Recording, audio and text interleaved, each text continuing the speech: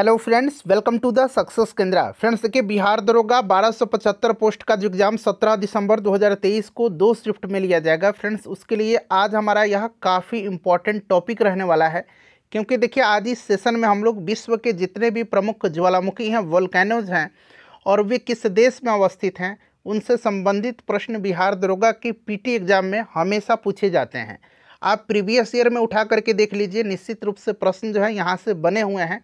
इसीलिए मैंने इसको इम्पॉर्टेंट और फेवरेट टॉपिक का नाम दिया हुआ है बिहार दरोगा का। यहाँ से प्रश्न आपके एग्ज़ाम में अगर बनेगा भी, तो अगर इस टॉपिक को आप देख लेते हैं तो आपका एक भी प्रश्न नहीं छूटेगा एग्जामिनेशन में। फ्रेंड्स देखिए, बिहार दरोगा के लिए हमारे चैनल के माध्यम से लगातार कंटेंट उपलब्ध कराए जा रहे हैं। अगर आप चैनल पर पहली बार विजिट कर रहे हैं तो चैनल को सब्सक्राइब कर लीजिए और जो बगल में बेल आइकन है, घंटी का निशान है, उसको ज़रूर दबा लीजिएगा, ताकि जब भी बिहार दरोगा भर्ती 2023 से संबंधित कोई भी इम्पोर्टेंट वीडियो अपलोड किया जाए तो उसका नोटिफिकेशन सबसे पहले आपके पास पहुंच जाए। यहाँ पर फ्रेंड्स आप देख सकते हैं, ये प्रमुख ज्वालामुखी हैं। मैंने यहाँ पर दिया हुआ है, जैसे प्रश्न बनेगा कि सेमेरू ज्वालामुखी किस देश में अवस्थित है, मायोन ज्वालामुखी किस देश में अवस्थित है, कोलिमा ज्वालामुखी किस देश में अवस्थित है, कोटोपैक्सी आपको पता भी है, एल मिस्टी ज्वालामुखी किस देश में स्थित है, और 10,000 धुआंों की घाटी जो है या किस ज्वालामुखी क्षेत्र को कहा जाता है, ये भी प्रश्न बन सकता है आपके एग्जाम में। चलिए शुरू करते हैं आज का सेशन। एक बार सभी लोग सेशन को लाइक कर दीजिए फ्रेंड्स जैसे मैंने आपको बताया कि आज इस सेशन में हम लोग बिहार दरोगा के फेवरेट टॉपिक विश्व के प्रमुख ज्वालामुखी को इस सेशन में हम कवर करेंगे। और यहाँ पर आप देख सकते हैं, मैंने कंट्रीज़ वाइज जो है ज्वालामुखियों का यहाँ पर मैंने नाम दिया हुआ है, ताकि आपको याद करने में सहूलियत हो। और कुछ ज्वालामुखी ऐसे भी हैं जिनमें हाल ही में उद्गार भी हुआ है, तो करंट अफेयर्स के भी दृष्टिकोण से ये प्रश्न बन सकता है एग्जामिनेशन में। इसलिए इस टॉपिक को ध्यानपूर्वक देखिएगा। छोटा टॉपिक है, बट आपकी एग्ज़ाम के दृष्टिकोण से, बिहार दरोगा एग्ज़ाम के दृष्टिकोण से बड़ा ही महत्वपूर्ण है। चलिए शुरू करते हैं। एक बार सभी लोग सेशन को लाइक कर देंगे फ्रेंड्स। देखिए, सबसे पहले मैंने इंडोनेशिया का नाम लिखा हुआ है, और देखिए इंडोनेशिया में जितने भी महत्वपूर्ण ज्वालामुखी जो आपकी एग्जाम के दृष्टिकोण से महत्वपूर्ण है, उनका मैंने यहाँ पर नाम भी दिया हुआ है। आप चाहें तो स्क्रीनशॉट भी लेते चलेंगे। देखिए इंडोनेशिया में कौन कौन से प्रमुख ज्वालामुखी हैं, तो माउंट सेमेरू है, माउंट मेरापी है, क्राकाटोआ है, सिनाबुंग है और ब्रोमो है। ठीक है ना। अभी कुछ ऐसे ज्वालामुखी इनमें हैं जिनमें हाल ही में उद्गार भी हुआ है। अगर आपसे प्रश्न बनेगा, पूछा जाए कि माउंट सेमेरू कहाँ पर है, तो इंडोनेशिया में है। माउंट मेरापी कहाँ पर है, तो इंडोनेशिया में है। क्राकाटोआ ज्वालामुखी कहाँ पर है, तो इंडोनेशिया में है। माउंट सिनाबुंग कहाँ पर है, तो ये इंडोनेशिया में है। ब्रोमो कहाँ पर है, ब्रोमो ज्वालामुखी, तो इंडोनेशिया में है। ऐसे पढ़िए कि आपका एक भी प्रश्न एग्जामिनेशन में न छूटे। इस प्रकार से भी किसी भी टॉपिक को आप पढ़िए। चलिए, ये आपको याद हो गया। अच्छा, फिलीपींस में देखिए कौन कौन से ज्वालामुखी हैं, प्रमुख ज्वालामुखी। तो फिलीपींस में बुलसन है, मायोन है, ये मायोन इंपॉर्टेंट है, ताल है और पिनेटुबो है। याद रखिएगा, अगर पूछा जाए बुलसन ज्वालामुखी कहाँ पर है, तो फिलीपींस में, मायोन ज्वालामुखी फिलीपींस में, ताल ज्वालामुखी फिलीपींस में और पिनेटुबो ज्वालामुखी ये भी फिलीपींस में ही है। स्क्रीनशॉट आप लोग लेते चलिएगा। चलिए, उसके बाद देखिए म्यांमार की बात करें तो म्यांमार में माउंट पोपा है। हाल ही में उद्गार भी इसमें देखने को मिला है माउंट पोपा में। ठीक है ना, ये म्यांमार में है। उसके बाद देखिए जापान में क्या है, तो एक फूजी ज्वालामुखी है और एक फ्यूजियामा है। ठीक है ना, फूजी और फ्यूजियामा, इस तरह से आप याद रखेंगे। एसो ज्वालामुखी, ASO, ठीक है ना, ऐसा अंग्रेजी में लिखा मिलेगा। एसो ज्वालामुखी भी जापान में ही है। उसके बाद देखिए ये इंपॉर्टेंट है, सुक्राजिमा। सुक्राजिमा जो है ये भी कहाँ पर है, जापान में है। और उंजेन जो है ये भी जापान में है। प्रश्न पूछा जाएगा फूजी ज्वालामुखी कहाँ पर है, जापान में है। एसो ज्वालामुखी कहाँ पर है, जापान में है। फुजियामा कहाँ पर है, जापान में है। सुक्राजिमा कहाँ पर है, जापान में है। उनजेन कहाँ पर है, तो जापान में है। ये सुक्राजिमा का नाम आप याद रखेंगे। चलिए, उसके बाद देखिएगा इटली में कौन कौन से ज्वालामुखी हैं। तो इटली में एक तो एटना हो गया, विसुवियस हो गया और स्ट्राम्बोली हो गया। स्ट्राम्बोली बना लीजिए। ठीक है ना, ये कहाँ पर है, इटली में है। ये पहले से भी आपको पता होगा कि एटना, माउंट एटना इटली में है, विसुवियस जो है इटली में है और स्ट्राम्बोली जो है ये कहाँ पर है, तो इटली में है। चलिए, उसके बाद देखिए हवाई द्वीप USA में कौन सा है, तो किलाऊ, जो सबसे सक्रिय ज्वालामुखी है किलाऊ, ये हवाई द्वीप में है। मैना लोआ भी हवाई द्वीप में ही है।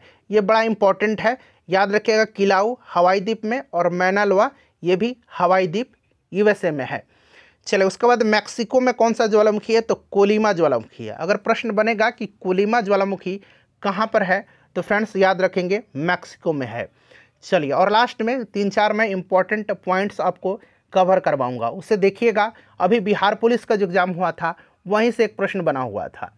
चलिए उसके बाद देखिए पेरू में कौन सा ज्वालामुखी है, तो एल मिस्टी ज्वालामुखी है। एल मिस्टी ज्वालामुखी अगर पूछा जाएगा कि कहाँ पर है, तो याद रखिएगा पेरू में है। एल मिस्टी ज्वालामुखी पेरू में है।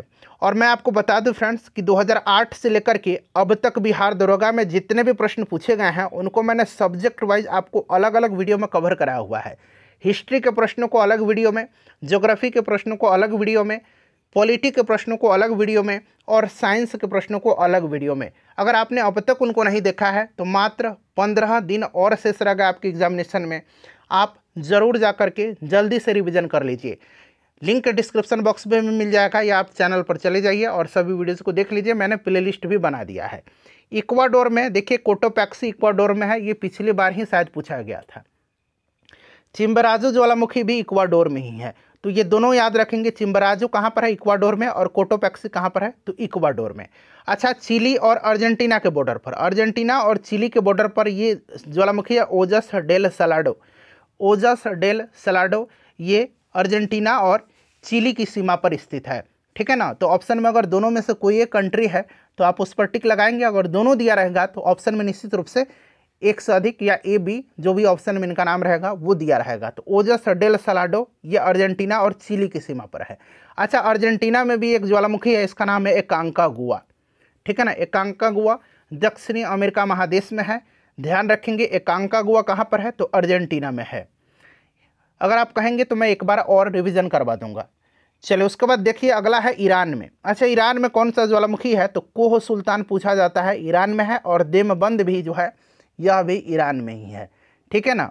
तंजानिया में किलिमंजारो है, तंजानिया में किलिमंजारो, या अफ्रीका आपको दे देगा कि अफ्रीका में इसमें से कौन सा ज्वालामुखी है, तो याद रखेंगे आप किलिमंजारो, ठीक है ना, जो कि तंजानिया में है। चलिए उसके बाद देखिए कुछ इंपॉर्टेंट पॉइंट्स भी मैं आपको कराऊंगा।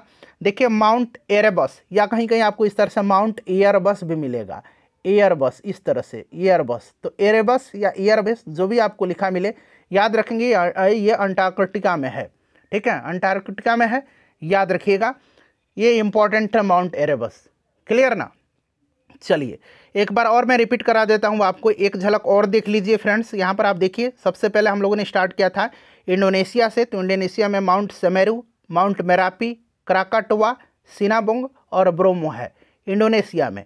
फिलीपींस में क्या है, तो बुलुसन है, मायोन है, ताल है और पिनेटुबो ज्वालामुखी है। फिलीपींस में बुलुसन, मायोन, ताल और पिनेटुबो। ये मायोन और पिनेटुबो याद रखेंगे, करंट अफेयर्स के भी दृष्टिकोण से ये महत्वपूर्ण है। म्यांमार में माउंट पोपा है, जापान में फूजी, फुजियामा, एसो, सुक्राजिमा और उंजेन है। सुक्राजिमा का नाम और माउंट एसो का नाम आप याद रखिएगा। बाकी फ्यूजियामा आपको पता है, फूजी भी इसी से रिलेट करिएगा, जापान में है। चलिए इटली में माउंट एटेना, विसुवियस, स्ट्राम्बोली, यहाँ स्ट्राम्बोली बना लीजिए, ठीक ना, ऐसे स्ट्राम्बोली। सेशन को फ्रेंड्स लाइक करिएगा और आपका एक लाइक जो है काफ़ी मोटिवेट करता है हमें। हवाई द्वीप में किलाउ है और मैना लोआ है। किलाउ सबसे सक्रिय ज्वालामुखी है जो कि हवाई द्वीप में है, और मैना लोआ ज्वालामुखी भी हवाई द्वीप में ही है। मैक्सिमम में कोलिमा है, मैक्सिको में कोलिमा है, ठीक है ना। पेरू में देखिए, पेरू में एल मिस्टी है, एल मिस्टी पेरू में है, याद रखिएगा, इंपॉर्टेंट है। कुछ नया भी आपको मिला होगा यहाँ सीखने के लिए। चलिए इक्वाडोर में तो आपको पता है कोटोपैक्सी है और चिम्बोराजो है, ये इक्वाडोर में है। अर्जेंटीना और चिली की सीमा पर ओजस डेल सलाडो है। उसके बाद अर्जेंटीना में एकांकागुआ है।